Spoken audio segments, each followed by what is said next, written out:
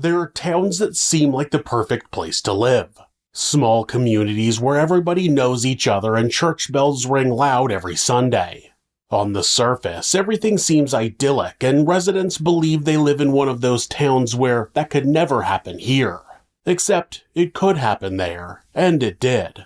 This is Monsters.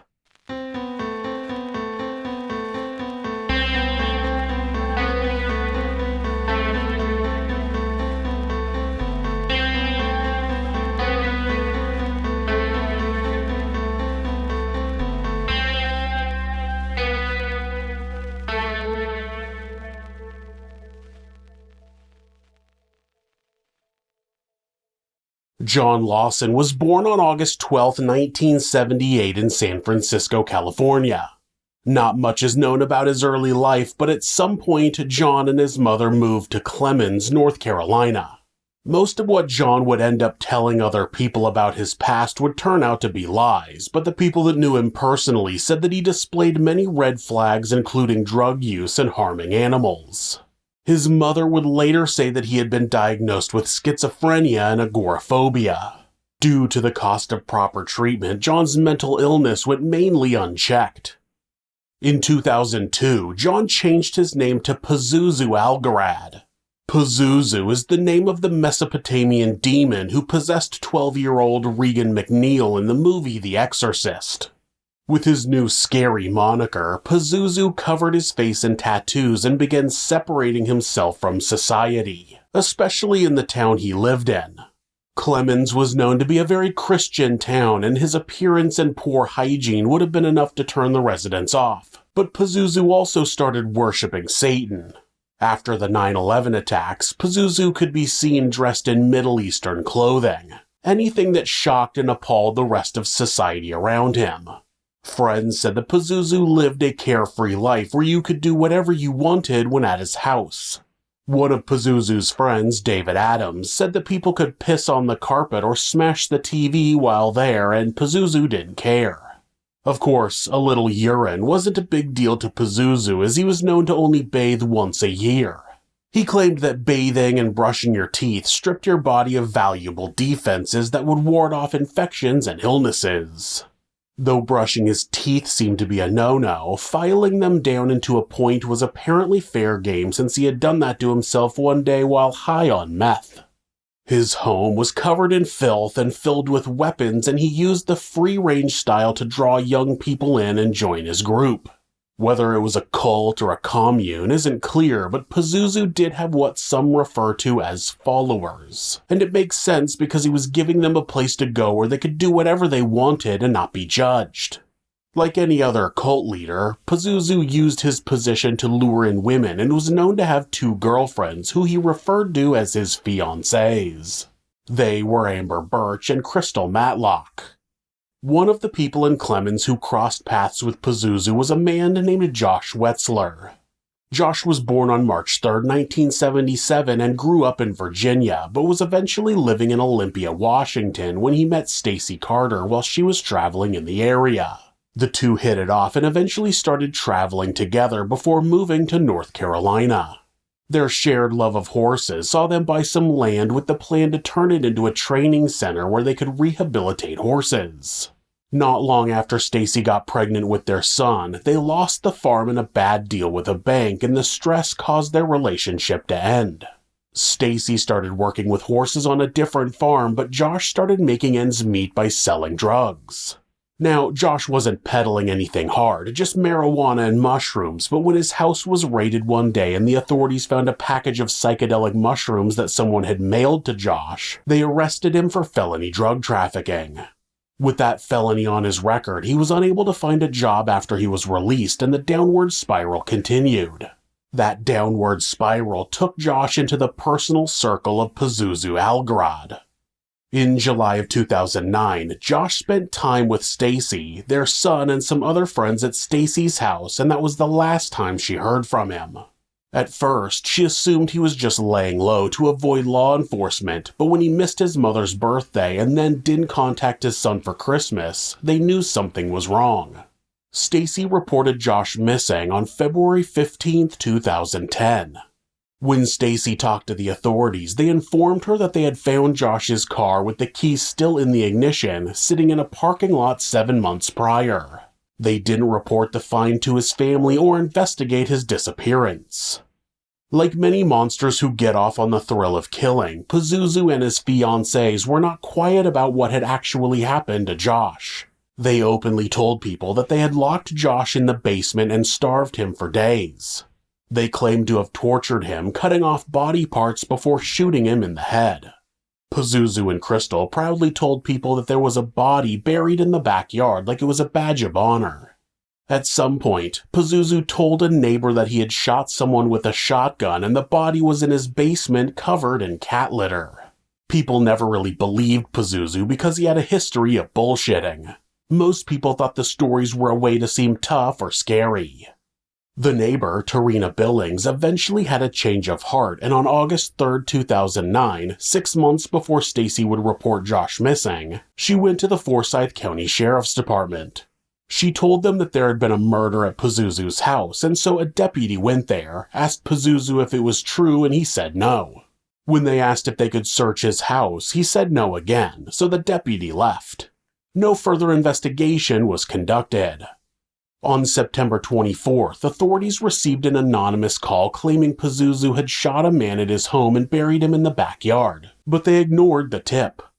It wasn't until Stacy reported Josh missing that authorities got a search warrant to search Pazuzu's house on Nob Hill Drive in Clemens.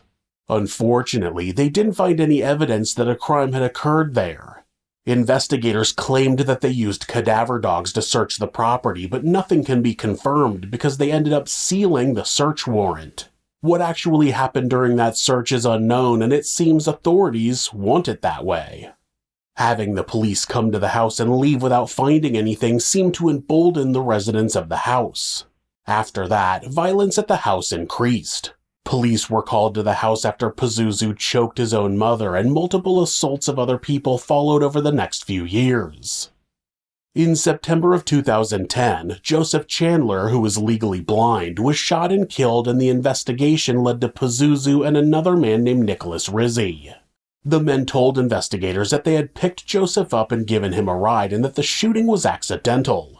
They allegedly took Joseph to a nearby river and were hanging out, and at some point, Nick got a gun and Joseph ended up dead.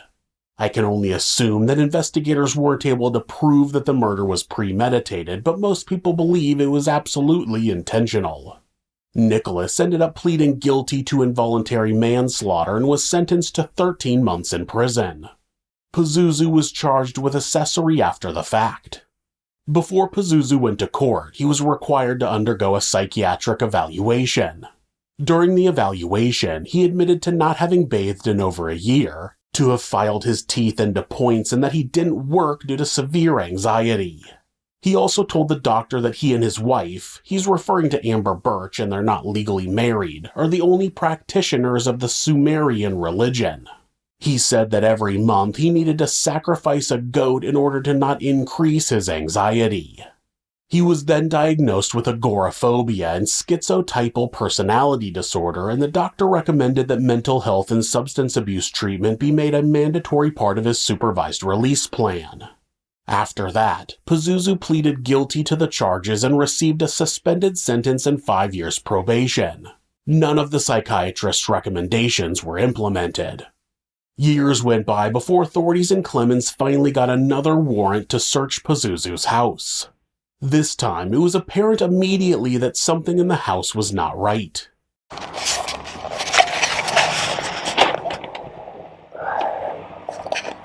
All right, let's do it.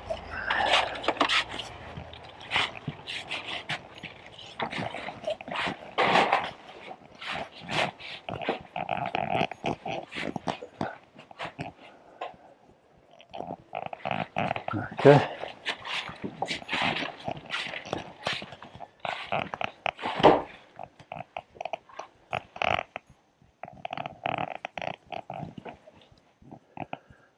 Well, this one will fail real quick. Just on this part? Oh yeah, probably, yeah. Yeah, it's definitely unfit for human habitat. The inside of the house was just as bad as people described. There was garbage everywhere, along with human waste, dead animals, and blood.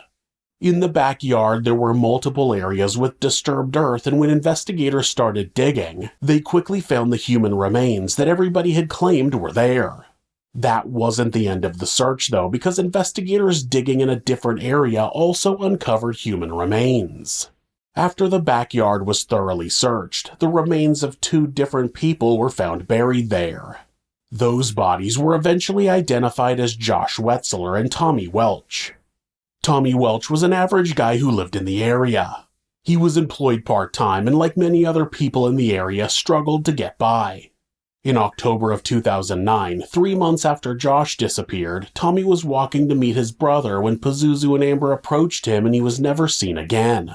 The medical examiner reported that Tommy had been shot once in the back of the head, and Josh had been shot 3 times in the head and at least 4 times in the chest.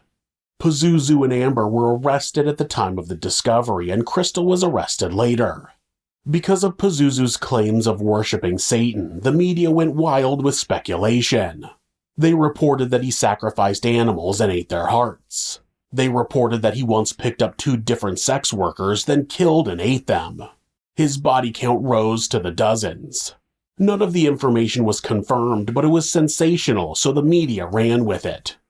At the same time, the house Pazuzu lived in was condemned and his mother Cynthia was forced to leave. It may not seem unbelievable, but Pazuzu didn't own his own home. He lived with his mother at her home.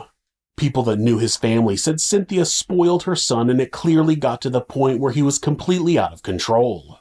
Later, it would be revealed that Cynthia was present for Josh's murder and then just went to work afterward like nothing had happened.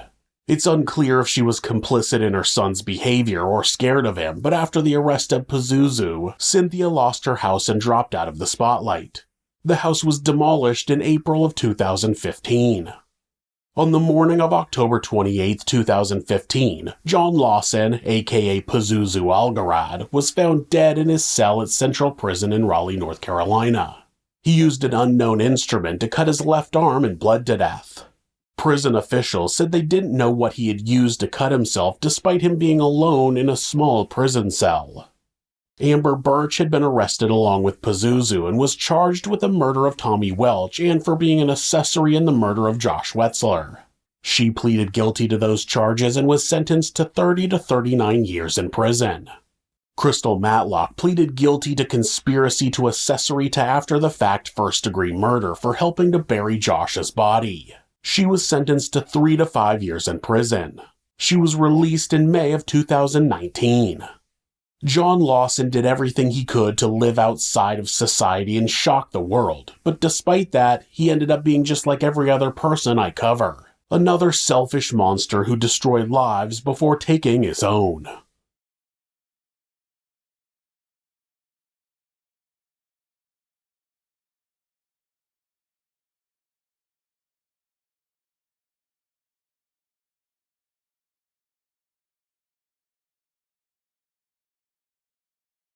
If you're a fan of true crime, hit subscribe and turn on notifications so you don't miss an episode. You can also hit like or leave us a comment. You can check out our other show, Somewhere Sinister, on YouTube or anywhere that you listen to podcasts. If you'd like to support the show, check out our merchandise at thisismonsters.com. The link is in the description. Thanks again, and be safe.